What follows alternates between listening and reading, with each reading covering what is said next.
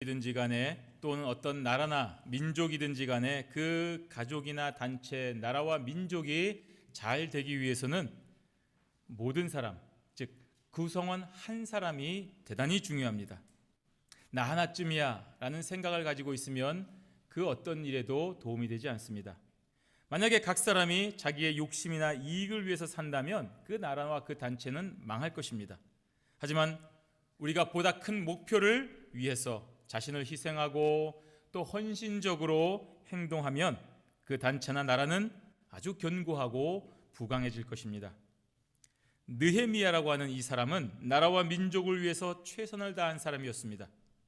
사실 느헤미야는 당시 강대국이었던 페르시아라고 하는 제국의 아주 고위 관료였습니다. 당시 왕이었던 아닥사스다 왕의 최측근이었습니다. 그러니 여러분, 평생토록 안전하게 살 수 있는 그러한 위치에 있었습니다. 그런데도 이미 망해가는 것이 아니라 망해버린 자신의 조국을 위해서 헌신하고 희생했습니다. 그 결과 이스라엘 성벽을 불과 52일 만에 완벽하게 재건하고 국방을 튼튼하게 했으며 또는 직접 자신이 그 지역에 다스리는 총독으로 자원하여 감으로써 온갖 수고를 다했습니다. 물론 그 과정에 어려움이 많았습니다. 정치적으로 위기에 빠지기도 했으며 유대인이기 때문에 지금 페르시아 제국을 위협하는 반역자가 되어서 여러 가지 일들을 한다라고 하는 모함에 빠져서 목숨도 위험했었습니다. 자신과 그 가족을 위해서 얼마든지 편안하게 살 수 있는 느헤미야였지만 조국과 민족을 생각하며 헌신하고 희생한 결과 그 민족이 유대인과 유대인의 민족이 다시금 역사의 전면에 등장할 수 있었던 기초가 되었던 것입니다. 여러분, 느헤미야는 왜 이렇게 했겠습니까? 한번 좀 더 쉽게 생각하면 이 미국 땅의 국무총리가 한국인이라고 생각을 해보십시오. 2세, 3세 한국인이 이 미국의 정말 대통령 다음 가는 최고의 국무총리였는데 어느 날 망해버린 나라를 위해서 거기에 가고 최선을 다한다고 해보십시오. 여러분, 그게 쉬운 일이겠습니까? 결코 쉽지 않은 일입니다. 그러면 왜 느헤미야가 이런 일을 했습니까? 자신의 이름을 알리기 위해서입니까? 차라리 제국의 관리로 있는 것이 더 유리했을 것입니다. 바로 하나님의 뜻임을 알았기 때문입니다. 그래서 이 모든 일을 다 한 후에 오늘 저와 여러분이 이 고백한 것처럼 하나님이여 내게 은혜를 베푸시옵소서라고 고백을 할 수 있는 것입니다. 오늘 저와 여러분들은 이 시대를 살아가는 또 한 사람의 느헤미야여야 됩니다. 여러분이 어디에 있든지, 여러분이 무엇을 하든지, 어떤 상황에 놓여 있든지 여러분은 기독인이기 때문에, 예수 믿는 사람이기 때문에 이 시대에 여러분이 서 있는 그 자리, 그 환경, 그곳이 하나님께서 주신 환경이라는 것을 정확하게 깨닫고 하나님 무엇을 원하십니까? 하나님, 제가 이 자리에서, 이 시기에, 이 위치에서 어떠한 일로 하나님께서 사용하시고자 합니까? 라고 물어볼 수 있고 그 뜻을 알았을 때에 그것에서 희생할 수 있는 사람이어야 되는 것입니다. 그리고 각자에게 주어진 달란트로 그 사명 감당한 후에 하나님께서 부르시는 그날에 하나님 제게 은혜를 베푸시옵소서라고 겸손히 고백할 수가 있어야 되는 것입니다.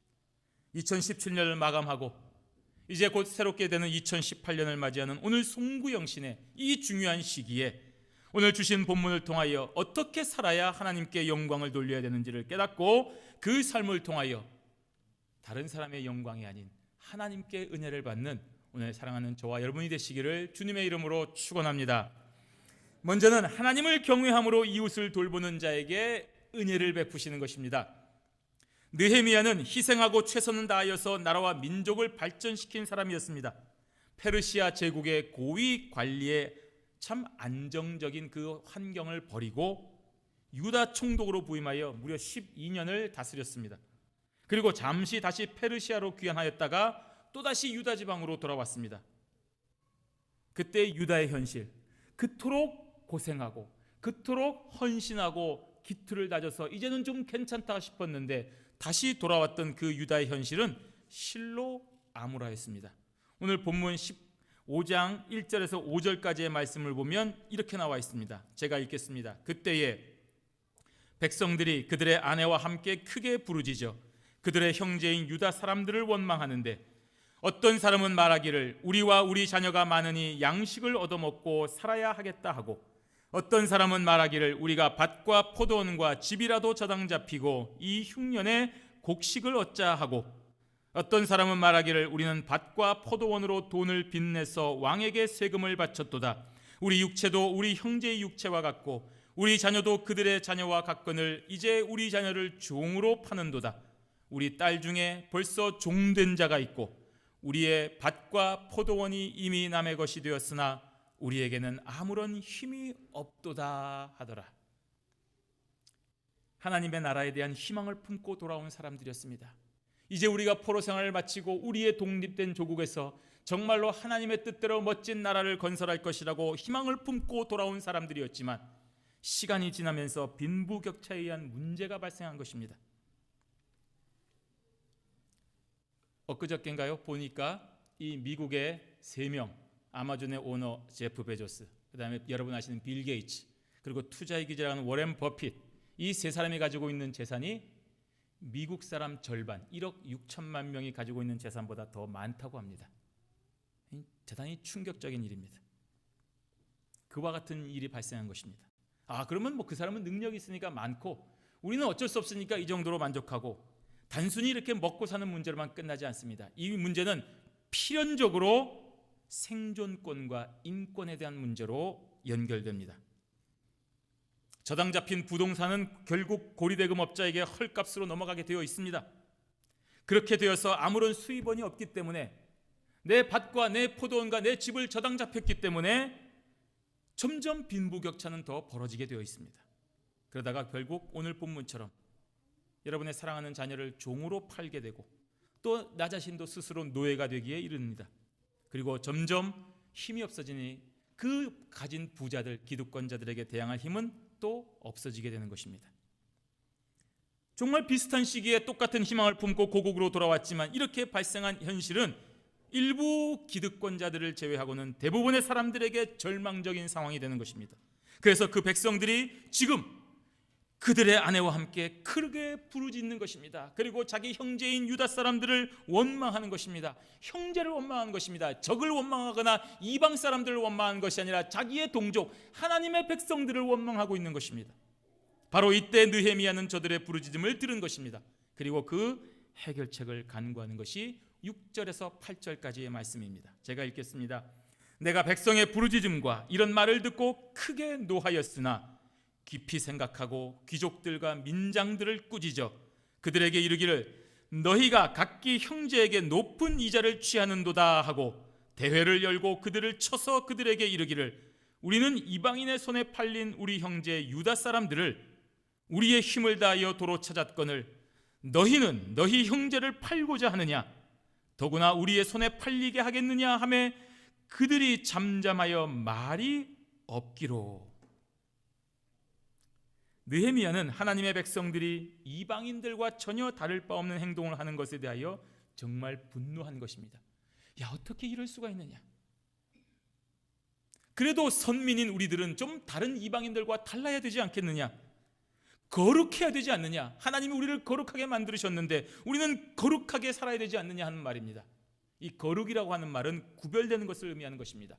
오늘 이 시간에 타임스퀘어에 볼을 드랍하는 그 장소에 가는 것이 아니라 오늘 이곳에서 예배드리는 것처럼 우리가 구별되어 있다는 것입니다. 우리가 특별해서 저들과 다르다는 것이 아니라 하나님의 백성은 하나님의 집에 있어야 되고 그들은 그들에 있어야 되는 이 분리되는 것을 말하는 것입니다.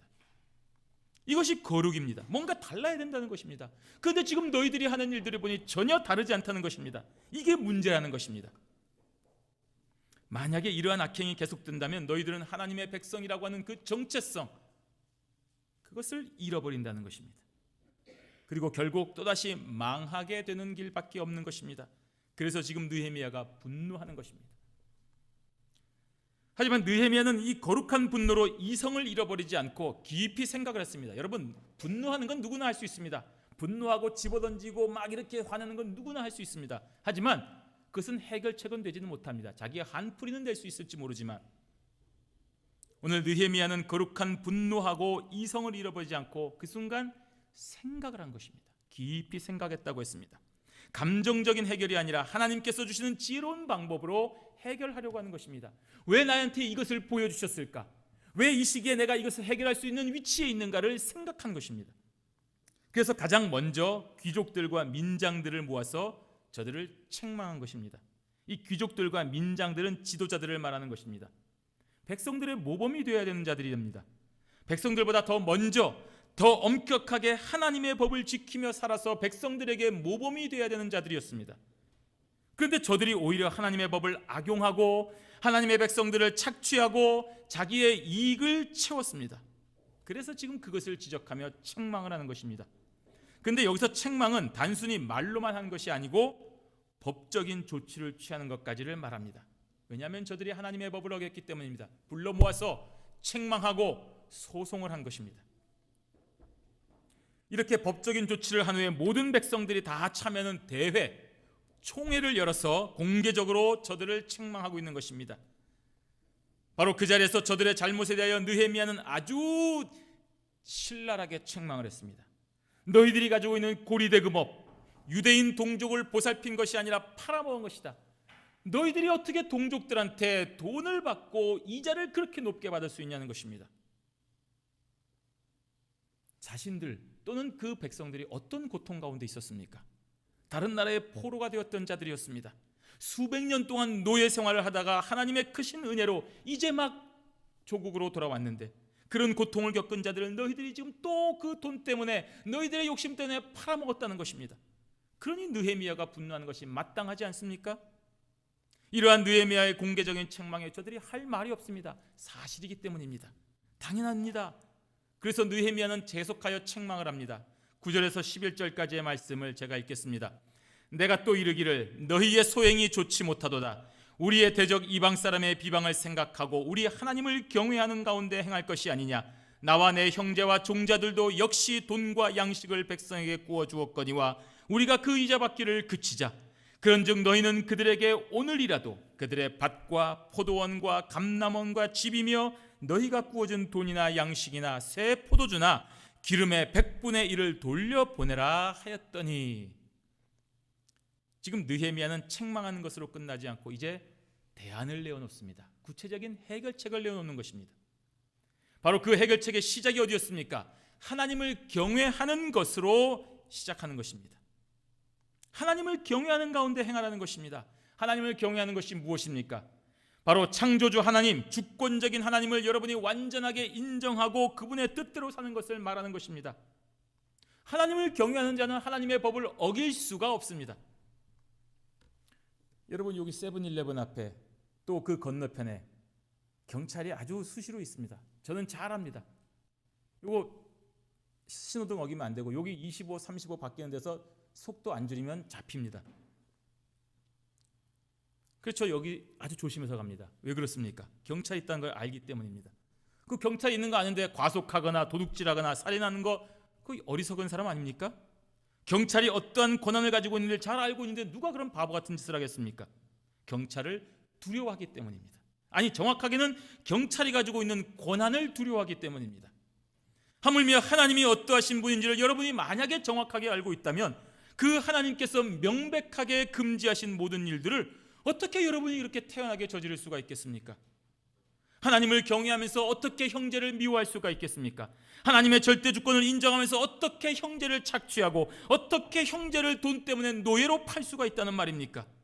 그러므로 이제 너희들이 하나님을 경외한다고 한다면 하나님을 경외하는 자답게 너희들이 빌려준 돈의 이자 받기를 그치라는 것입니다.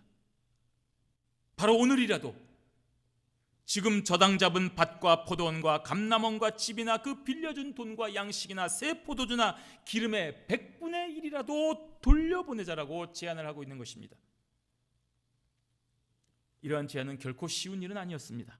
기득권 포기한다는 것, 죽음과 같은 고통이 없고서는 불가능합니다. 내가 어떻게 이 돈을 모았는데, 내가 어떻게 안 먹고 안 입고 안 쓰고 이 돈을 모아서 너에게 빌려줘서 돈 받는 건데 내가 그걸 어떻게 포기하냐? 안 되는 것입니다. 여러분, 하나님이 없는 사람에게는 죽어도 안 되는 일입니다. 하지만 하나님을 두려워하고 경외하는 자에게는 이것을 해야 할 수밖에 없는 것입니다. 그래서 느헤미야는 하나님을 경외하는 가운데라는 권면을 통하여서 이것을 실천하도록 제안하고 있는 것입니다. 모든 인간은 죄인입니다. 그러므로 혼자서 자원해서 선한 일을 할 수가 없습니다. 인간의 의지로는 불가능합니다. 여러분, 이 주위에 경찰관이 없다고 생각해 보십시오. 여러분, 약육강식입니다. 강한 자가 모든 것을 쟁취하는 시대가 올 수밖에 없는 것입니다. 이것이 죄인의 사회인 것입니다. 인간의 의지로는 불가능합니다. 하나님의 특별하신 은혜가 있어야 이것이 가능한 일입니다. 그러므로 느헤미야의 오늘 이 제안은 하나님을 경외하는 자만이 할 수 있고 하나님을 경외하는 자만이 실천할 수가 있는 것입니다. 바로 이러한 느헤미야의 제안은 스스로도 하나님을 경외하였기 때문에 가능한 것입니다. 10절에 보시면 나와 내 형제와 종자들도 역시 돈과 양식을 백성에게 구워 주었거니와. 느헤미야와 친족들, 함께 일하는 관리들은 돈과 양식을 백성들에게 무이자로 구워 주었습니다. 하나님을 경외하기 때문에 가능한 것입니다. 여러분, 우리가 형제들에게 돈을 구워줘야 됩니다. 받을 생각하지 말고 구워주셔야 됩니다. 여러분이 할 수 있는 범위 내에서 얼마든지 구워주셔야 됩니다. 바로 느헤미야와 그 친족들은 이러한 일을 하고 있었기 때문에 모든 백성들 앞에서 당연하게 당당하게 그 말을 할 수가 있었던 것입니다. 만약에 그렇지 않았다고 한다면 그 많은 백성들이 당신은 나한테 이자 받지 않았습니까? 라고 소리칠 것 아니겠습니까? 이렇게 스스로 하나님을 경외했기 때문에 이러한 제안을 할 수 있고, 하나님은 그 시간에 그렇게 하나님을 경외하는 느헤미야의 말에 힘을 실어주고 은혜를 베푸신 것입니다. 12절과 13절에 보시면 그들이 말하기를 우리가 당신의 말씀대로 행하여 돌려보내고 그들에게서 아무것도 요구하지 아니하리이다 하기로 내가 제사장들을 불러 그들에게 그 말대로 행하겠다고 맹세하게 하고 내가 옷자락을 털며 이르기를 이 말대로 행하지 아니하는 자는 모두 하나님이 또한 이와 같이 그 집과 산업에서 털어버리실지니 그는 곧 이렇게 털려서 빈손이 될지로다 하매 회중이 다 아멘하고 여호와를 찬송하고 백성들이 그 말한 대로 행하였느니라. 아멘. 여러분, 제가 이 시간에 여러분에게 무슨 제안을 하면 어떻게 받아들이시겠습니까? 제 삶으로 보여드리는 것이 가장 좋을 것입니다. 오늘 느헤미야의 제안은 기득권자들에게는 죽음과 같은 것입니다. 절대로 받아들일 수 없는 것입니다. 자신의 가진 것을 포기하는 것은 죽기보다 힘든 것입니다. 내가 이 재산 모으기에서 내가 철면피와 같이 생활하고 내 동족들을 팔아먹고 수존노라고 얘기 듣면서 이것을 지켜왔는데 그것을 포기한다는 것은 죽기보다 힘든 것입니다. 오죽하면 하나님의 아들 예수 그리스도를 메시아인 줄 알면서도 저들이 십자가에 못 박았겠습니까? 예수님을 십자가에 못 박는 한이 있더라도 내가 가진 기득권을 포기할 수 없다는 처절한 몸부림이 아니었습니까? 그런데 오늘 느헤미야의 제안에 저들은 즉각적으로 그렇게 하겠다고 했습니다. 사람이 아닌 하나님의 은혜이기 때문에 가능한 것입니다. 느헤미야가 하나님을 경외하는 삶을 살았기 때문에 하나님께서 느헤미야의 말에 권위를 주신 것입니다. 그리고 그의 실천적인 제안에 기득권자들의 마음을 감동시켜서 그것을 열도록 섭리하여 주신 것입니다. 하나님의 은혜 외에는 설명할 길이 없는 것입니다. 이러한 하나님의 은혜를 목격한 느헤미야는 즉각적으로 행정적인 조치에 취해서 실천하였습니다. 가난한 백성들에게는 하루가 급하기 때문입니다. 하루가 급하기 때문에 속히 그 혜택에 돌아갈 수 있도록 하기 위함이었습니다. 이에 모든 회중이 다 아멘하고 여호와를 찬송하고 그 백성들이 말한 대로 다 행하였습니다. 이처럼 하나님을 경외했던 한 사람 느헤미야의 삶이 모든 이웃들에게 하나님의 은혜를 가져온 것입니다. 여러분, 2018년도에는 하나님을 경외하는 성도들이 되어서 여러분들의 삶을 통하여 하나님을 경외하고 여러분의 말에, 여러분의 행동에 힘이 있어서 여러분 주변 사람들에게 여호와께서 주시는 은혜가 가득 넘치는 그러한 하나님의 사람들이 되시기를 주님의 이름으로 축원합니다. 두 번째로는 하나님을 경외함으로써 자신을 희생하는 자에게 하나님께서 은혜를 베푸시는 것입니다. 여러분, 하나님을 경외하는 삶은 바로 자신을 희생하는 것입니다. 내 것은 내 것대로 챙겨놓고 하나님 제들을 좀 축복해 주세요. 절대로 안 됩니다. 오늘 느헤미야는 하나님을 경외하는 마음으로 자신을 희생하였습니다. 계속되는 5장 14절에 보시면 12년 동안은 나와 내 형제들이 총독의 녹을 먹지 아니하였다라고 했습니다. 느헤미야가 마땅히 받아야 될 총독의 봉급을 받지 않았다고 말하고 있습니다. 그만큼 유대 백성들의 형편이 어려웠기 때문입니다. 받을 수 없는 형편이었기 때문입니다. 또한 자신뿐 아니라 형제들까지도 그러했다고 했습니다. 또 계속되는 15절에서는 전임 총독들과는 달리 백성들을 착취하지 않았다라고 했습니다. 아마도 느헤미야의 전임 총독까지는 백성들도 신하들도 백성들을 착취했지만 자신들은 그렇게 하지 않았다는 것입니다. 이러한 이유는 하나님을 경외하기 때문입니다. 여러분, 자신이 가진 그 권위로, 힘으로, 기득권을 가지고 얼마든지 백성들을 착취할 수 있습니다. 얼마든지 다른 사람을 괴롭힐 수 있습니다. 내가 가진 위치에서 얼마든지 여러분의 수하에 있는 사람들을 괴롭힐 수가 있고 고열을 짜낼 수가 있습니다. 그러나 오늘 느헤미야는 그렇게 하지 않았다고 했습니다. 왜냐하면 하나님을 경외하기 때문이라고 했습니다. 하나님을 두려워하기 때문이라고 했습니다. 하나님의 섭리를 알고 그 절대 주권을 믿는 자들은 이처럼 공명정대할 수밖에 없고 자신을 희생할 수밖에 없습니다. 그것이 하나님의 뜻이기 때문입니다. 하나님은 착취하시는 것을 그대로 두시는 분이 아니십니다. 하나님은 다른 사람의 어려움을 모른 척 하시는 분이 아니십니다. 하나님은 불의한 것을 그대로 두시는 분이 아닙니다. 하나님은 모든 것을 공의롭게 하시는 분이십니다. 그러므로 하나님을 경외하는 자들은 그와 같은 하나님의 속성을 정확히 알고 그 뜻대로 살려고 하는 것입니다. 하나님은 공의로운 길을 가는데 나는 반대로 갈 수가 없는 것입니다. 우리 아버지 어머니는 올바른 길을 가는데 나만 다른 길을 갈 수가 없는 것입니다. 그래서 이 세상 사람들이 보기에 이 신자들은 어리석은 삶을 사는 것입니다. 야, 너희들 왜 그렇게 사냐? 야, 너희들 참 멍청하다. 야, 너희들 왜 그렇게 사냐? 너희들 도대체 뭐하고 사냐? 하는 말을 들을 수밖에 없습니다. 저들이 보기에는 이해가 되지 않기 때문입니다. 하지만 저들은 하나님의 선하신 뜻을 절대로 알 수 없기 때문에 그러는 것입니다. 느헤미야는 비록 총독으로서 많은 봉급을 받고 백성들로부터 세금을 거둘 수 있는 정당한 권리가 있지만 그렇게 살지 않았다고 하는 것입니다. 이같이 행하지 아니하고 하나님을 경외하기 때문에 세상 사람들이 사는 보통의 방식대로 살지 않을 뿐 아니라 오히려 희생하고 헌신하는 삶을 사는 것입니다. 16절과 18절을 보십시오.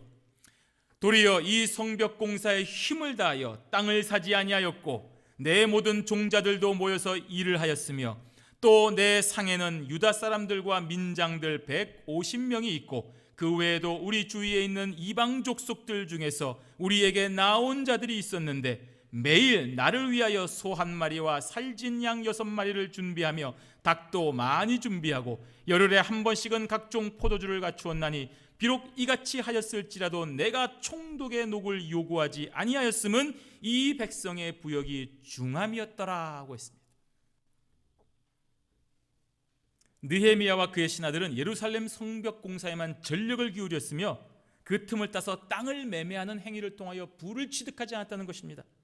여러분, 내부 정보나 개발 정보를 남보다 먼저 알 수 있는 위치에 있었습니다. 그거 가지고 미리 땅을 차명을 통해서 사가지고 그 땅값이 올라갔을 때 또 팔아서 이득을 취하지 않았다는 말입니다. 오히려 많은 유다 사람들, 민장들, 지도자들과 공적인 식탁, 그들과 회의하고 외교적인 노력을 기울이는 식탁을 총독의 힘으로 매일 베풀면서도 마땅히 받아야 될 정당한 총독의 녹을 요구하지 않았다고 했습니다. 왜냐하면 이 백성의 부역이 중하기 때문입니다. 그럴 형편이 안 되는 것을 알기 때문입니다.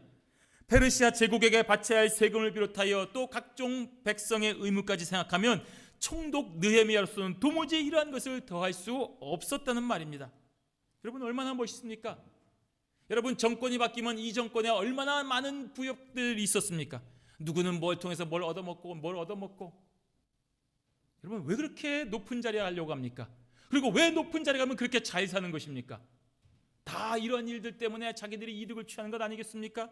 그런데 느헤미야는 그렇게 하지 않고 오히려 자기의 재산을 다 희생하고 풀어서 나라를 위해서 백성을 먼저 생각했다는 것입니다. 왜 그렇습니까? 하나님을 경외하는 사람이었기 때문입니다. 단순히 지도자와 백성의 관계로서는 이것은 설명될 수가 없습니다. 하나님의 말씀대로 유대인을 진실한 형제로 생각하였기에 가능한 일입니다. 이처럼 하나님을 진실로 경외하는 자는 자신이 할 수 있는 모든 것을 다 하게 되는 것인데 그것이 바로 희생이며 그것이 섬김인 것입니다. 여러분이 가진 달란트와 여러분이 가진 모든 것을 바쳐야 됩니다. 하나님 앞에 드려야 됩니다. 여러분이 희생해야 됩니다. 여러분이 헌신해야만이 하나님의 나라가 임하는 것입니다.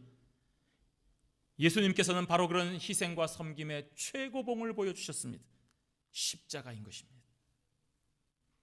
여러분, 어떻게 사람이 이 일을 이해할 수가 있겠습니까? 하나님이신 예수님이 어떻게 인간의 모습을 입고 이 땅에 오셔서 우리의 죄를 위하여 죽으실 수가 있는 것입니까? 도대체 그러실 이유가 없는 분이, 그러셔는 안 되는 분이 그렇게 하셨기 때문에 이것이 희생이요 헌신 아니겠습니까? 그러므로 십자가에서 모든 인류의 죄 문제가 단번에 영원히 해결을 받은 것입니다. 하나님께서 그 예수님의 십자가 헌신을 통하여 말할 수 없는 은혜를 베푸셨기 때문입니다. 그래서 십자가는 은혜인 것입니다. 예수님의 희생과 헌신을 통하여 하나님의 놀라운 은혜가 나타난 것입니다. 오늘 느헤미야의 희생과 헌신은 결국 크고 위대하신 하나님의 은혜를 드러내었습니다. 참 암울하고 희망이 없던 시대, 나라가 망하이고 유대인이라는 이름이 참으로 죄수의 이름, 포로의 이름처럼 되었던 그 시대에, 백성들이 부르짖는 시대에 하나님을 경외했던 한 사람 느헤미야의 이러한 희생과 헌신은 하나님의 크신 은혜를 나타낸 것입니다. 하나님의 은혜는 이스라엘 나라와 민족을 유지하게 한 것입니다. 비록 그 나라와 민족이 또다시 하나님을 배반하고 불순종하여 멸망하였지만, 이러한 희생과 헌신을 통하여 남겨놓았던 거룩한 씨, 남겨놓은 자, 그들이 그루터기가 되어 다시금 소생하는 은혜를 입은 것입니다. 여러분, 이 시대의 그리스도인은 가장 먼저 하나님을 경외하는 자가 되셔야 됩니다. 새해에 무슨 대박이 터지진 않을까? 새해에 우리가 무슨 큰 복을 받지는 않을까? 새해에 뭔가 우리가 아주 큰 일을 행하지 않을까? 여러분, 그것이 중요한 것이 아니라 새해에 가장 먼저 나와 내 가족이 하나님을 진심으로 경외하고 헌신하는 자가 되겠다고 다짐하셔야 되는 것입니다. 바로 그럴 때에 은혜가 있는 것입니다. 하나님을 경외하는 자의 희생과 헌신이 있을 때에 하나님께서 말할 수 없는 은혜를 베풀어 주시는 것입니다. 바로 그러한 시대에 가정과 민족과 나라에 희망이 있는 것입니다. 소망이 있습니다. 교회에 새 힘이 넘치는 것입니다. 희생하는 자가 있는 교회에 힘이 있는 것입니다. 희생하는 자가 있는 나라에 소망이 있는 것입니다. 희생하는 자가 있는 가정에 은혜가 넘치는 것입니다. 이와 같이 먼저 희생하고 헌신하여 내 이웃을 내 몸과 같이 돌보기 때문에 하나님의 은혜가 넘치는 것입니다. 2017년을 보내고 2018년을 맞이하는 저와 여러분들, 이 땅의 그리스도인은 각자에게 주어진 느헤미야와 같이 하나님을 경외하는 마음으로 여러분 헌신하고 희생함으로써 이웃을 돌보는 자가 되셔야 됩니다. 반드시 그러면 하나님의 은혜가 임하는 것을 믿으시기를 바랍니다. 사랑하는 성도 여러분, 천지를 창조하신 창조주 하나님을 경외하셔야 됩니다. 모든 것의 주관자가 되시는 하나님을 경외하셔야 됩니다. 어떤 경우라도 의심하지 마시고 어떤 경우라도 하나님을 경외하는 마음으로 살아가셔야 됩니다. 그러면 하나님의 은혜가 임합니다. 먼저는 나와 내 가족에게, 그리고 우리가 속한 공동체와 민족과 나라에게, 온 인류에게 하나님의 은혜가 임하는 것입니다. 여러분, 의인 10명이 소돔과 고모라를 멸망시키지 않을 수가 있었던 것입니다. 여러분, 우리가 하나님을 경외하는 마음으로 희생하고 헌신할 때에 우리가 속한 이 단체가, 우리가 속한 이 교회가, 우리가 속한 이 나라와 민족이 하나님 앞에 은혜를 받는다는 사실을 믿으시기를 바랍니다. 오늘 19절에 내 하나님이여, 내가 이 백성을 위하여 행한 모든 일을 기억하사 내게 은혜를 베푸시옵소서. 느헤미야가 어떻게 감히 이런 말을 할 수 있습니까? 이것이 교만한 말입니까? 진실한 말인 것입니다. 하나님, 제가 하나님 앞에 헌신한 이 모든 일을 기억하시고 우리 민족에게 은혜를 베풀어 주옵소서라고 고백하는 것이 아니겠습니까? 자신의 삶을 겸손히 돌아보고 하나님 앞에 진실한 마음으로 고백하는 순간입니다. 그는 철저하게 하나님을 경외하는 삶을 살았습니다.